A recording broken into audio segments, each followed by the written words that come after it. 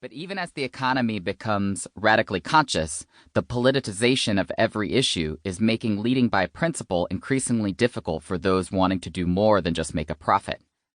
No matter their bent on the political spectrum, business leaders are being forced to choose sides on all kinds of issues.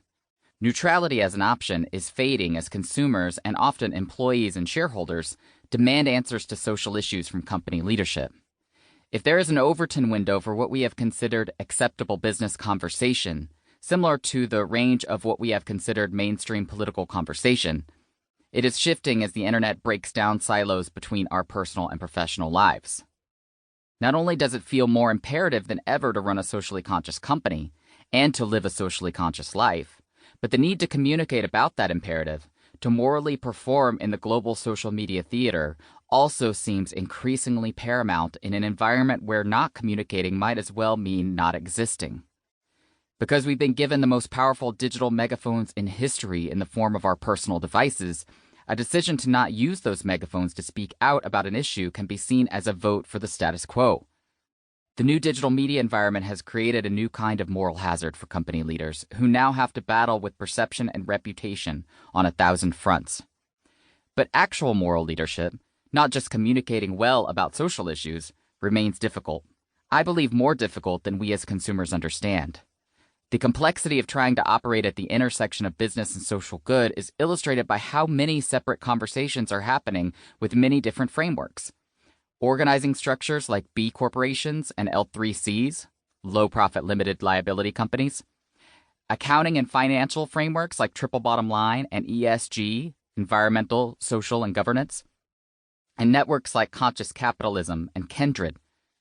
The environment has become rich with perspectives about why we should run a conscious company. It is increasingly flooded with models for how to measure a company's commitment to social good. But left out of this conversation is an acknowledgement that the transition from the status quo to better is actually extremely difficult. As business gets pulled into politics, complicated issues get painted as black and white because our ideologies don't allow much room for gray.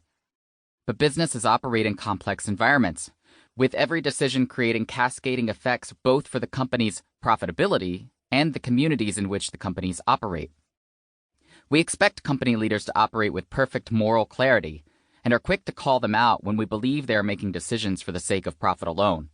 But I know from experience that executives often want to do the right thing and are frequently faced with a lack of clarity on what the right thing may be in a particular situation. Leadership requires moral imagination and intentionality. And for certain types of companies, leadership comes with a lot of historical baggage in the form of moral and technical debt, liabilities built up over time based on how those companies have chosen to operate since their founding. Traditional change management models don't acknowledge the speed and complexity of operating in a digital world. They focus on one linear, often highly technical initiative at a time, rather than on providing tools across multiple horizons to tackle cascading effects and impending disruptions. They also don't provide for the kind of philosophical underpinning needed to move in a more ethical direction as a company. The hyper-moralized media environment in which we operate doesn't allow for making mistakes without an avalanche of negative attention, meaning companies have to master not only operating more ethically, but also communicating more aggressively about the kinds of changes they're making, as well as acknowledging and responding to mistakes more quickly. If we're truly going to move the global economy in a more ethical and inclusive direction, we need new rules for how we change, and more leaders need to master adaptive change as a core competency. I've always been fascinated by change, how we as individuals make brave choices to go in new directions, as well as how society evolves over time and institutions change in response. I even have a tattoo of a delta, the mathematical symbol for change, on my arm. After majoring in history as an undergraduate and eventually going back to school for my MBA, I became fascinated with the historical dissonance the internet was creating between the old power structures and new media. I especially felt that social media presented an opportunity for corporations, non-governmental organizations, NGOs, and governments to hear directly from their people about what they wanted.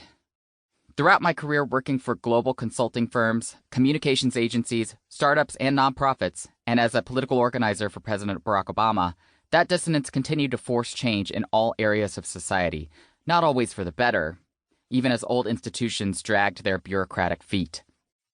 To this day, coming out of a once-in-a-lifetime global pandemic